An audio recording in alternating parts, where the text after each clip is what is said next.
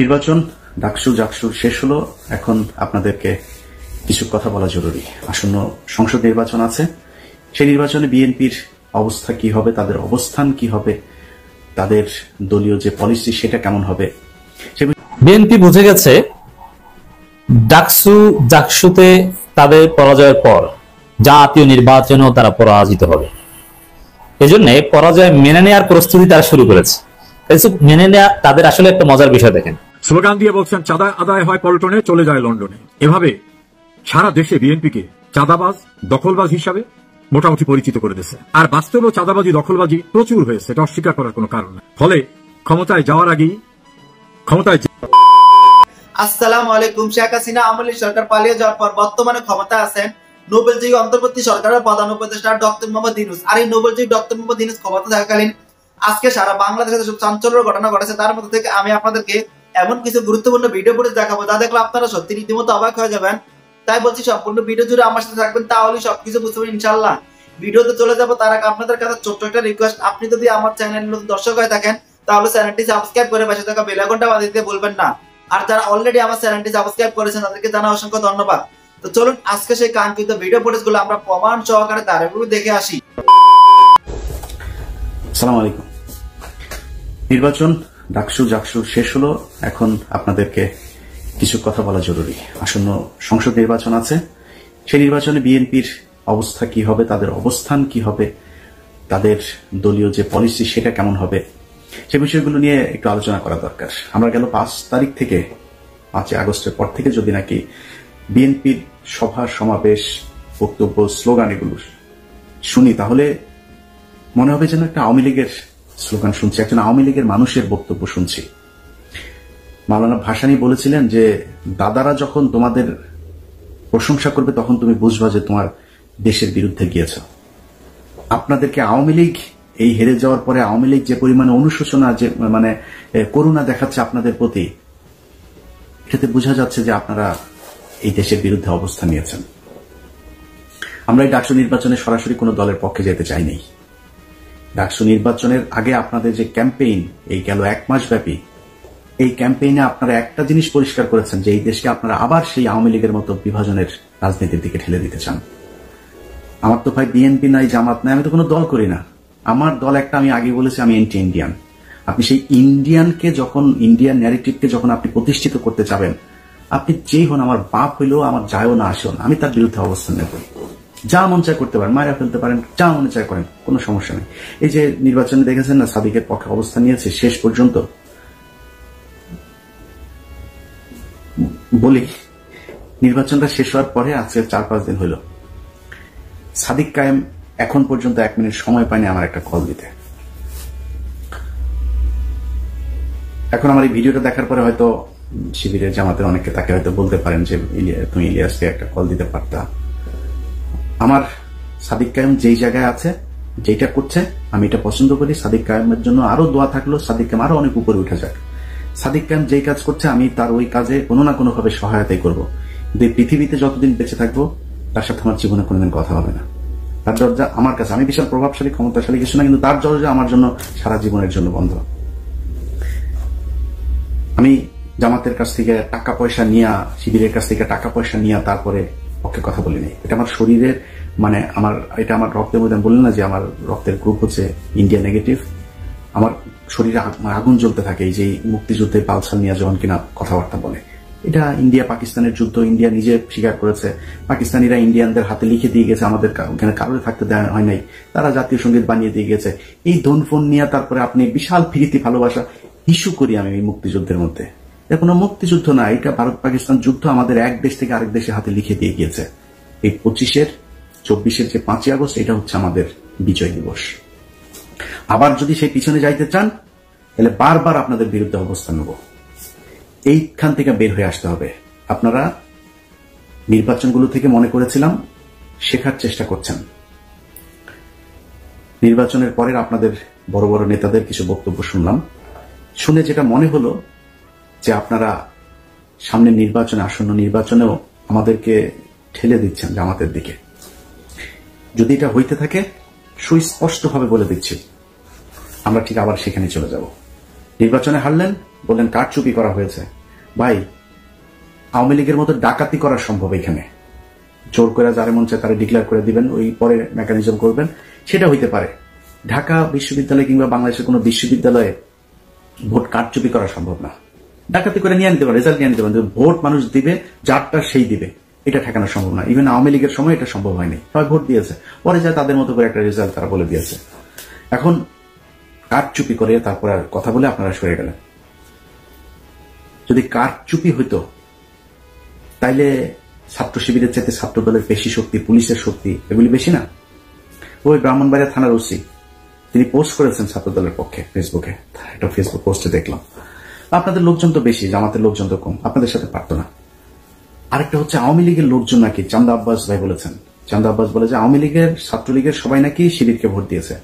চান্দা আব্বাস ভাই, ছাত্রলীগের লোকজন যদি শিবিরে ভোট দিত তাহলে জগন্নাথ হলের মধ্যে 1200-র উপরে ভোট আবিদ আর মাত্র 10টা ভোট সাদিক পেত না। এটা প্রমাণ করে যে এই দাদারা এখনো পর্যন্ত সেই আওয়ামী লীগের দিকেই তাকিয়ে আছে এবং আওয়ামী লীগ আপনাদেরকে পছন্দ করেছে বলেই তাদের ছাত্র সংগঠন আপনাদেরকে ভোট দিয়েছে। দাদারা এবং ছাত্রলীগের সবার ভোট আপনারা পেয়েছেন। এই যা ভোট আপনারা পেয়েছেন এটা মাত্র ছাত্র দলের সক্রিয় কিছু লোকজন আছে, আর দাদারা আর আওয়ামী লীগ এই ভোটগুলি আপনাদের ডিপিআর জিএস প্রার্থীরা পেয়েছেন। কেন এরকম হইল? সেটার জন্য আপনারা এই দুইটা কারণ খুঁজে পেয়েছেন। আসল কারণ সেটা না। 5 তারিখের আগে ছাত্রলীগ এই বিশ্ববিদ্যালয়গুলোতে এমন কিছু নাই যেটা করে নাই, সেই একই কাজ আপনারাও করেন নাই। আপনাদের সব ছাত্র সংগঠন সেই একই কাজ করেছে যেটা ছাত্রলীগ করত। এই জন্য তো এতগুলো মানুষ মারা যায় নাই।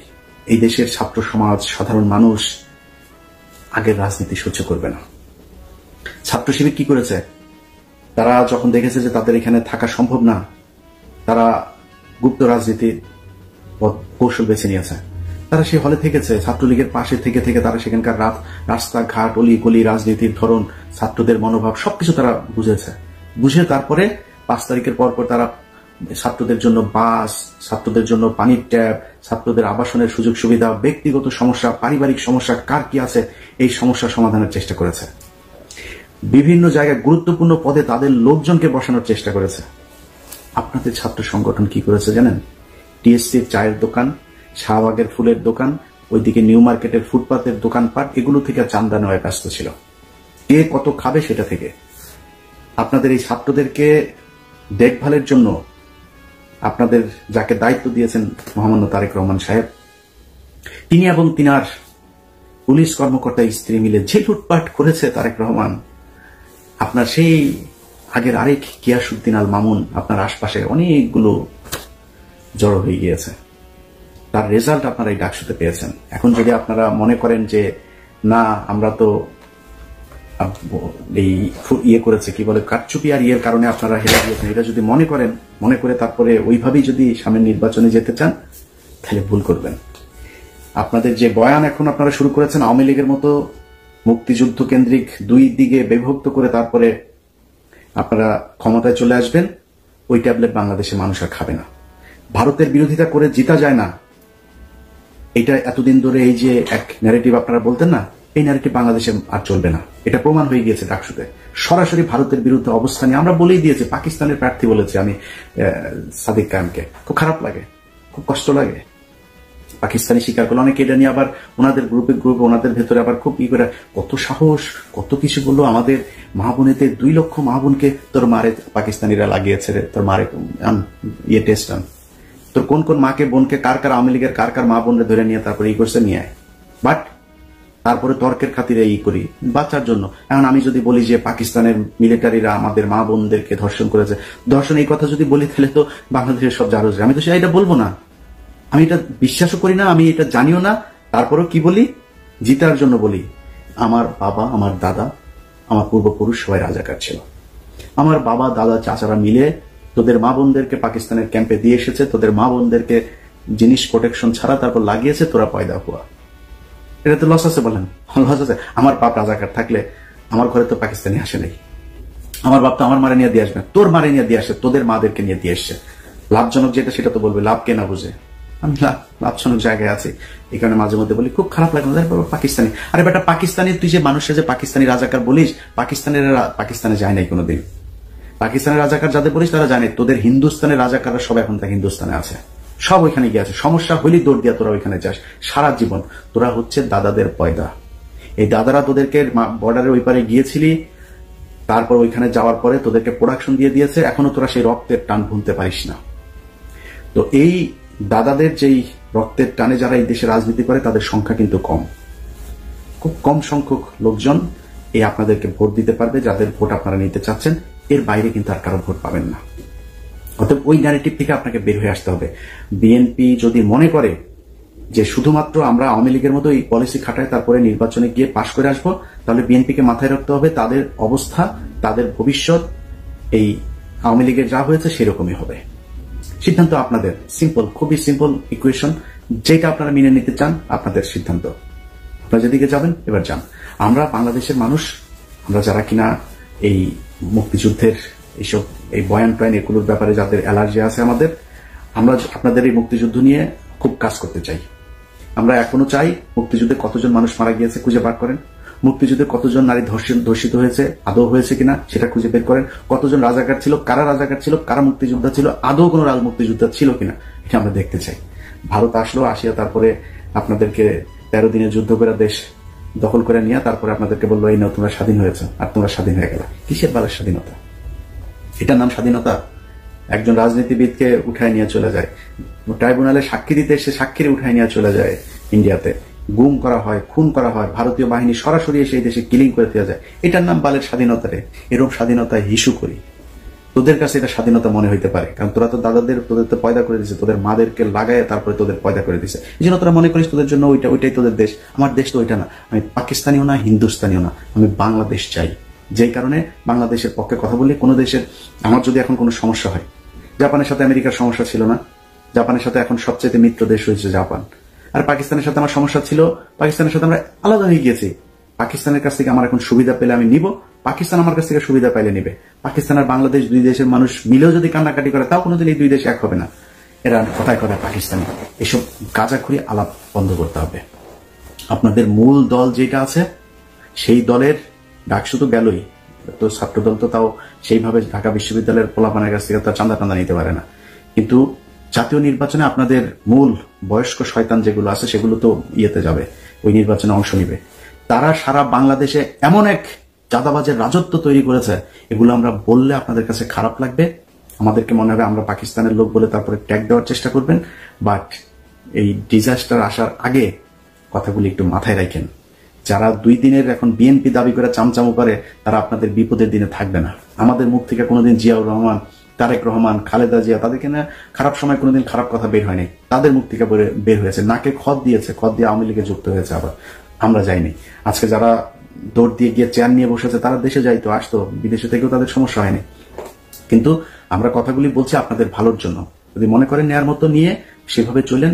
যারা এই বুড়া শয়তানগুলো আপনাদের আছে, এগুলি যে সামনে নির্বাচনে যাবে, এলাকায় আপনাদের যে অবস্থা, যে ইমেজ, একটু খোঁজ নিয়ে দেখেন। আপনাদের যে পুলিশ গোয়েন্দা সংস্থা বিভিন্ন জায়গায় বসে আছেন, এগুলো তো সব আপনাদের নিজের লোক না, তো টাকা পয়সা নিয়ে আপনাদের লোকজনরা বসিয়ে দিয়েছে। এটা আপনাদের সত্যি তথ্য জানাবে না, গোয়েন্দা তথ্য কি আসলে ওই খবরটাও আপনাদেরকে জানাবে না।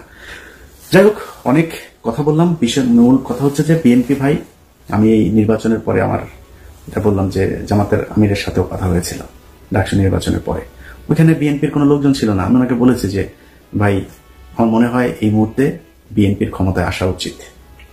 আমি ডাকসুতে আপনাদের পাশে ছিলাম, কিন্তু আমি জাতীয় নির্বাচনে আমি এখনো চাই বিএনপি ক্ষমতায় আসুক। কারণ এই যে একটা যেই সময়টা যাচ্ছে, এই সময়টাতে আন্তর্জাতিক বিশ্ব যেন আমাদেরকে ইসলামী কোনো ট্যাগ দিতে না পারে, এটার জন্য আমাদেরকে ইতে আসা উচিত, বিএনপির ক্ষমতায় আসুক। বিএনপি ভুলভাল করবে, 5 বছর পরে তারপর জামাত ক্ষমতায় আসুক, এই 5 বছরে বাংলাদেশ গুছিয়ে নেবে, এটা আমার বিশ্বাস। যে কারণে তাদের একটু ধৈর্য ধরে আমি বলেছি যে আপনারা, আমি চাই যে বিএনপি কে আসবে সেটা বাংলাদেশের মানুষ ডিসাইড করবো, এটা আমার কিছু না। কিন্তু আমার যদি এখন বিএনপি যদি মনে করে যে আমাদের মতো করে চলবে, তাহলে বিএনপির পক্ষে থাকবো। আর যদি বিএনপি মনে করে সেই আওয়ামী লীগের মতো ইন্ডিয়ার কথা শুনে তারপরে ক্ষমতায় আসবে, ভাই ইন্ডিয়ার বিরুদ্ধে যায় ক্ষমতায় আসা যায় না, এই কথা এখন আর বাংলাদেশের মানুষ খেলবে না। আপনাদের বিশ্বাস করা উচিত। অতএব আপনারা ফিরে আসেন, ফিরে এসে তারপরে জনগণ যেটা চায় সেটা মেনে নেন, জনগণের মতো করে চলেন। তো তো সম্মানিত দর্শক শ্রোতা, আশা করছি আপনারা সম্পূর্ণ ভিডিও পড়ে মনোযোগ সহকারে দেখেছেন। অন্তর্বর্তী সরকারের প্রধান উপদেষ্টা ডক্টর মোহাম্মদ ইউনূস ক্ষমতা থাকাকালীন আজকে সারা বাংলাদেশে যেসব চাঞ্চল্যের ঘটনা ঘটেছে তার মধ্যে থেকে আমি আপনাদেরকে যে কয়েকটি গুরুত্বপূর্ণ ভিডিও ফুটেজ দেখিয়ে দিই তাও বুঝতে পেরেছেন। এই বিষয়ে আপনাদের গুরুত্বপূর্ণ মতামত অবশ্যই কমেন্ট করবেন। চলুন আমরা এই বিষয়ে আরো কয়েকটি ভিডিও ফুটেজ প্রমাণ সহকারে দেখে আসি। বিএনপি বুঝে গেছে ডাকসুতে তাদের পরাজয়ের পর জাতীয় নির্বাচনেও তারা পরাজিত হবে। এজন্য পরাজয় মেনে নেওয়ার প্রস্তুতি তারা শুরু করেছে। মেনে নেওয়া তাদের আসলে একটা মজার বিষয়। দেখেন, বিএনপি এমন একটা ধ্বংসা দলে পরিণত হয়েছে, তাদের নির্বাচন বর্জন, বয়কট, ফলাফল মানা না মানার 4 আনার দাম নাই। ক্লিয়ার? যেমন ডাকসু নির্বাচনে ফলাফল প্রত্যাখ্যান করছি বলেছিল ভিভিকে নিজের, কোনো লাভ হয়েছে? একটু প্রভাব পড়েছে? ওরা ফলাফল প্রত্যাখ্যান করতে হবে কি না করলে কি? তুমি কে? কোন চ্যাটের বাল তুমি? তোমার প্রত্যাখ্যানে কিছু আসে যায় না, তুমি ঘুমাও। এই হচ্ছে বিএনপি। এরপরে জাকসুতে নির্বাচন বর্জন করে, আরে বাবা তুমি কে? তুমি বর্জন করলেও বাকি না করলে তোমার কথা কেউ চলে? তোমার বর্জনে কোনো গুরুত্ব আছে, ভ্যালু আছে? আচ্ছা, কোনো ভ্যালু হয়েছে দেখেন তো?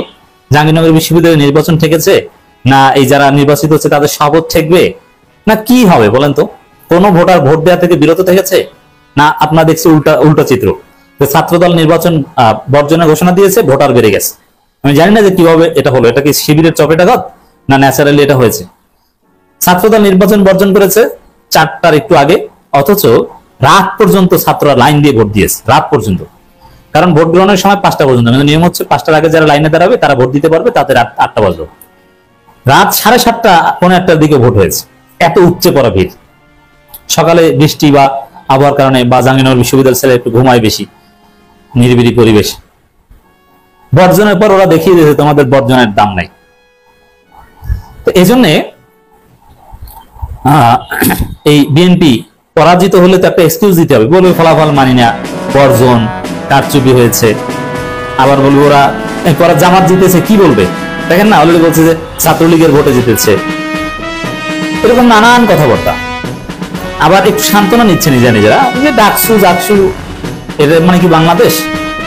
জাতীয় নির্বাচনের সাথে সম্পর্ক নেই। আরে ভাই, জাতীয় নির্বাচন এরকমই হবে, আপনাদের এর চাইতে বেশি ভালো হবে। কারণ কি, ওই ইতিহাস বলে ডাকসু জাকসুর লাইনে হাঁটে বাংলাদেশ, বেশি করে ডাকসুর লাইনে হাঁটে বাংলাদেশ।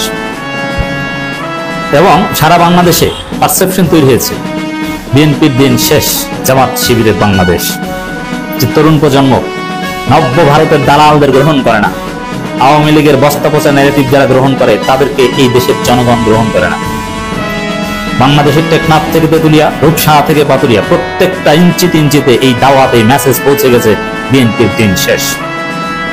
অতএব জাতীয় নির্বাচনের প্রভাব পড়বে। আপনারা দেখেছেন প্রভাব পড়বে যে তার আসল আলামত বাংলাদেশের সচেতন প্রায় 95% মানুষ গভীর রাত পর্যন্ত ডাকসু ফলাফল জানার জন্য জেগেছিল। বাংলাদেশের ইতিহাসে 2001 সালে নির্বাচনের আগে এত আগ্রহ কোন ফলাফল জানার জন্য কখনো হয়নি। 1 সালের পর 8 সালেও এটা হয়, শুধু 1 সালে নির্বাচন এটা হয়েছিল টান তুলে।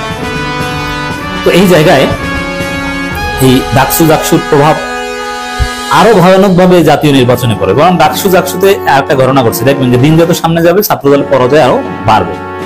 যেমন ডাকসুর চাইতে জাকসুতে পরাজয়টা আরো ভয়ানক, এরপর রাকসুতে পরাজয়টা হবে আরো ভয়ানক। কেন জানেন? যেমন ঢাকা বিশ্ববিদ্যালয়ে ডাকসুতে কিন্তু ছাত্রদলের অতগুলো ভোট ছিল না, সাপোজ 4,500 ভোট পেয়েছে ভিপি ক্যান্ডিডেট। এত ভোট কিন্তু না, এদের ভোট হচ্ছে 1000। তাহলে আরো 3000 ভোট কিভাবে পেল? এটা একটা মজার ব্যাপার। ওদের ভোট বলতে ওদের সাংগঠনিক ভোট, আর কাউকে ইমপ্রেস করার সক্ষমতা রাখে না। কারণ এই আবিদ যে ছেলেটা একটা 3rd ক্লাস, অনেকে মজা করে হিজড়া টাইপের ছেলে এইভাবে বলতো, মানে এদের এইসব অপদার্থ বা অযোগ্য ছেলেদের মাধ্যমে কাউকে ইমপ্রেস করার সামনে। হামিম ছেলেটা স্মার্ট এবং হামিম ছেলেটা রাজনীতি আছে, ও ভবিষ্যতে ভালো করবে, ও এমপি হবে এবং ডাকসুতেও যদি ছাত্রত্ব থাকে, যদি নির্বাচন হয়, নিশ্চিত হামিম ছেলেটা ভালো করবে, কোনো সন্দেহ নেই। ওর জন্য শুভকামনা। ওর রক্তে রাজনীতি আছে হামিমের, ওর চাচা রাজনীতিবিদ, ও রাজনীতি বুঝে। এই জন্য দেখেছেন সেই মোনামি ম্যাডামের কাছে যে মাপ চেয়েছে এবং পরাজয় মেনে নিয়েছে, বুঝতে পারছেন? আর আবিদ ও বলে ফলাফল মানি না, মানে আবার হে বিশ্ববিদ্যালয়ের মতো কথাই বলতে পারে না, ঠিক মতো বক্তব্য দিতে পারে না। ওর কণ্ঠই তো মেয়েলি। এটা আল্লাহর দান, কিন্তু কণ্ঠ আল্লাহ যেভাবে দিক, কথার ধরনটা কিন্তু ওইভাবে সাজানো যায়, কিন্তু ওইটা ওর অযোগ্যতা, হোয়াট এভার। এই জায়গায় এই ভোটের একটা রহস্য হচ্ছে যে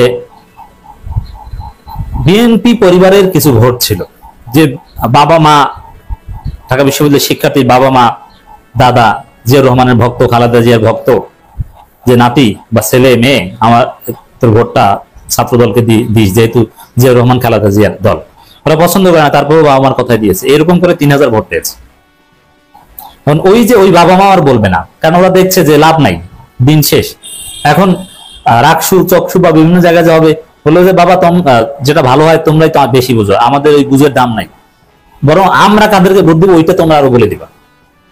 যার ফলে দেখবেন যে এই ডাকসু, জাকসু, রাকসু, চকসু বা আরো যেগুলো হবে, এইগুলোতে ছাত্রদল যতটা না ভালো করছে, জাতীয় নির্বাচনে বিএনপি তার চাইতেও খারাপ করবে। কারণ ভোট যারা দিত এরাও দিবে না, বসবে তো দিন শেষ ভাই, ভোট দিবে, ভোট নষ্ট হবে। অতএব জাতীয় নির্বাচনে এর প্রভাব আরো মারাত্মক ভাবে পড়বে, এটা বিএনপি জানে। এখন পরাজয়, কারচুপির চেষ্টা তো করবে, কিন্তু পারবে না, জানে যে কারচুপির চেষ্টা করে আমরা পারবো না। যেমন জাকসুতে সব নিজেদের মতো সাজানোর পরও পারে নাই কারচুপি করতে, চেষ্টা করতে গিয়ে ধরা পড়ে এবং বেঁধে রাখে, ছাত্রদলের কেন্দ্র নেতাকে দড়ি দিয়ে বেঁধে রাখা হয়েছে। এই যে বিষয়টা, এই দড়ি দিয়ে বেঁধে রাখার বিষয়, হ্যাঁ, চুরি করতে গেলে তো সব ধরা পড়বে। মারুফ মল্লিক চোরের মতো গিয়েছিল, রাতে ধরা পড়েছে। ওকে যে পিটায় নাই, মারুফ মল্লিককে যে দড়ি দিয়ে বেঁধে রাখে না, এটাও ভাগ্য ভালো। এখন তো দর্শক, এখন আশা ভরসা শেষ। এখন রাস্তা একটাই, কি বলতে হবে যে নির্বাচন কারচুপি হয়েছে, যদিও এই কারচুপির কথা বলেও আবার ওরা মাপ চায়।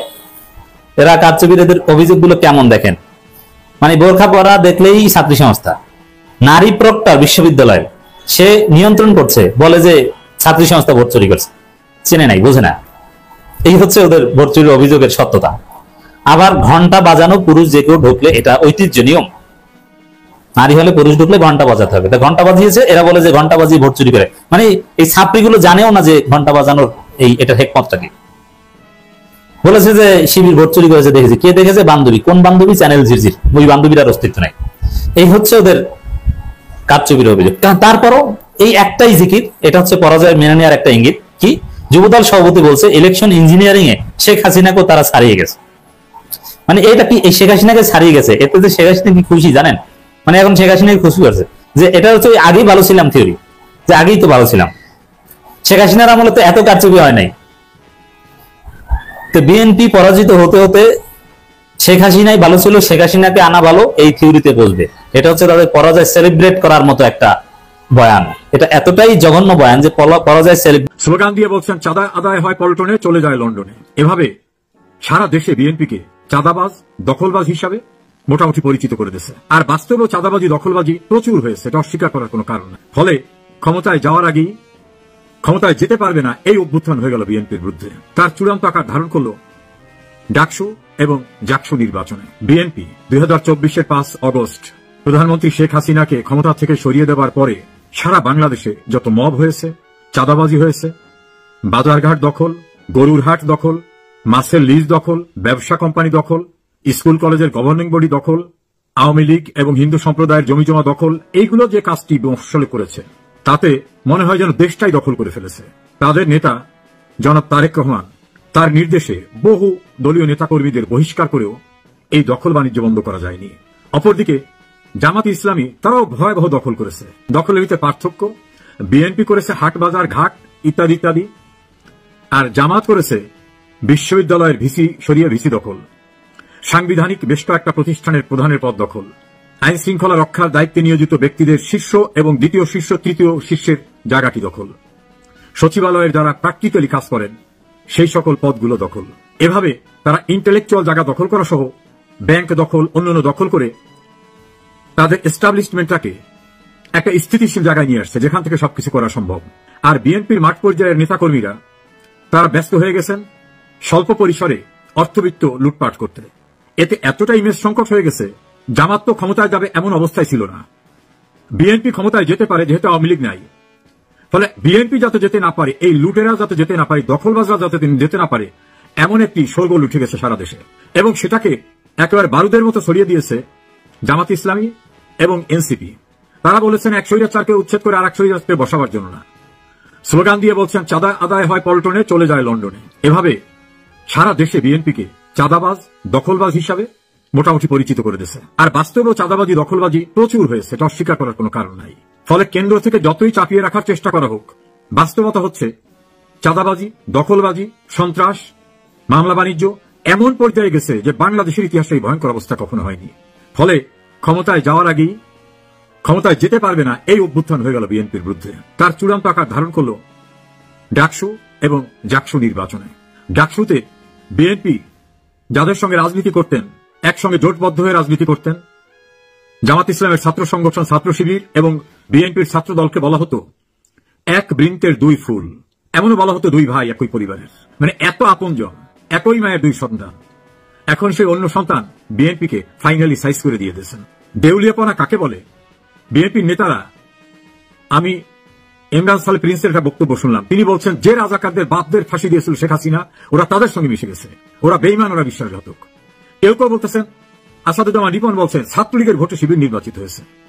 ছাত্রলীগের ভোটার নেতা তো দূরের কথা, কর্মী পর্যন্ত দেশের ভিতরে নাই বা বিশ্ববিদ্যালয় ক্যাম্পাসে নাই। এই শিবিরদের নাকি ছাত্রলীগ নির্বাচিত করেছে। আবার সালাউদ্দিন সাহেব তিনি বলছেন যে না, এই নির্বাচনকে আমরা মেনে নিচ্ছি। বিএনপির ছাত্র দলের ভিপি ক্যান্ডিডেট সে বলছেন আমার যে ইস্তেহার ছিল সব দাবি আমি আদায় করে ছাড়ব। ভয়ঙ্কর পরিস্থিতির ভিতরে অভ্যুত্থান হয়ে গেল। ক্ষমতায় যাবে শুধু চেয়ারটা বসতে বাকি, এমন একটি দলকে ক্ষমতায় যেতে পারবে না এমন একটি অভ্যুত্থানের ঘটনা ঘটিয়ে দিল দেশের মানুষ এবং গুরুত্বপূর্ণ ভূমিকা পালন করল তাদের দীর্ঘদিনের রাখি বন্ধন, হরিহর আত্মা যাদের সঙ্গে, সেই জামাত এবং জামাতের ছাত্র সংগঠন। ফলে শেখ হাসিনাকে সরাবার জন্য অভ্যুত্থান করেছিলেন এই গল্প যারা করতেন, তারা এখন দেখলেন জনরোষের অভ্যুত্থানে সেই অংশের একটি অংশ ইতোমধ্যেই হেরে গেল। দ্বিতীয়টা, অভ্যুত্থানের মালিকানা দাবি করা যারা NCP, king's party, doctor Mohammad ইউনূসের পার্টি, তাদের খোঁজ খবর পাওয়া যাচ্ছে না। আপনারা জানেন কেউ কোথায় আছে? তাদের একটা ছাত্র সংগঠন আছে, এটার নাম হলো বাগসাস, বাংলাদেশ গণতান্ত্রিক ছাত্র সংসদ, এইরকম নামটা। তারা ডাকসুতে নির্বাচন করেছেন। তারা বুক ফুলিয়ে বলছিলেন শেখ হাসিনাকে উচ্ছেদ করেছি আমরা, জুলাই আগস্ট কেউ করতে পারে না, বিএনপি না কেউ না, এটা আমাদের অর্জন, কাজী মানুষ এখন আমাদের দিক তাকিয়ে আছে। এখন তাদের ভোটের ফলাফল খুঁজলাম, নিচের দিক থেকে প্রথম হওয়ার মতো অবস্থায়, আলোচনার ভিতরে নাই। এনসিপির নেতাদের ইন্টারভিউ নিয়েছে সাংবাদিকরা যে কি ব্যাপার, আপনাকে ছাত্র সংগঠনে এই অবস্থা কেন? তারা বলল ওদের আমাদের সঙ্গে কোনো পরামর্শ করে নাই।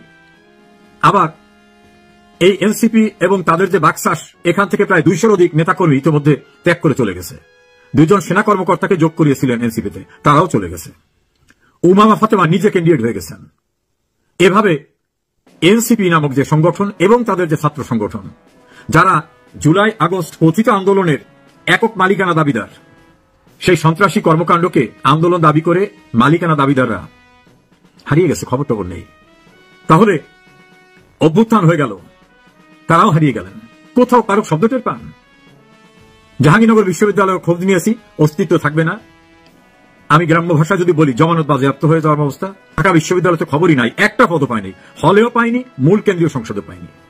জুলাই যোদ্ধা, কি জুলাই যোদ্ধা! দুর্নীতি, স্বজনপ্রীতি, মব সন্ত্রাস করে সারা দেশে আইন শৃঙ্খলা পরিস্থিতি ধ্বংস করে দিয়ে রাস্তাঘাটে মানুষ পিটিয়ে মেরে এমন পরিস্থিতির সৃষ্টি করেছে যে মানুষ তাদেরও প্রত্যাখ্যান করছে। তাহলে আমাদের উপসংহার কি? লন্ডন থেকে গিয়ে ক্ষমতায় প্রধানমন্ত্রী চেয়ারে বসবেন জনাব তারেক রহমান। 5 আগস্টের পরে মির্জা ফখরুল ইসলাম আলমগীর এই ঘোষণাটাই দিয়ে দিলেন, অপেক্ষা করেন, খুব শীঘ্রই আসতেছে আপনাদের এই সমাবেশে তিনি বক্তব্য রাখবেন। খবর নাই, 1 বছরের বেশি হয়ে গেছে তিনি যাননি। তিনি হয়তো বুঝতে পেরেছেন পরিস্থিতি কি। আর বুক ফুলিয়ে ঢাকা বিশ্ববিদ্যালয় দাম্ভিকতার সঙ্গে চলে কেন্দ্রীয় ছাত্র সংসদ সহ হল সংসদ দখল হয়ে যাচ্ছে, শুধু রেজাল্টটা ঘোষণা করতে বাকি, ফলাফল 0। বিএনপির পরিস্থিতি সারা বাংলাদেশে এইরকম। আর কথিত জুলাই আগস্ট আন্দোলনের সোল এজেন্ট, সোল মালিকরা ছাত্র সংসদ নির্বাচনে নাকি মানুষ তাদেরই আস্থা রাখবে, তাদের কোনো খবর নাই। ডাকসুতেও নাই, জাকসুতেও নাই। আমার ধারণা আর কোন সুতে আর কোথাও থাকবে না। আর দেশের ভিতরে কোথাও এখন আর পুলিশ, আর্মি, বিজিবি, র্যাব সব নিয়েও আর যাওয়া সম্ভব হচ্ছে না।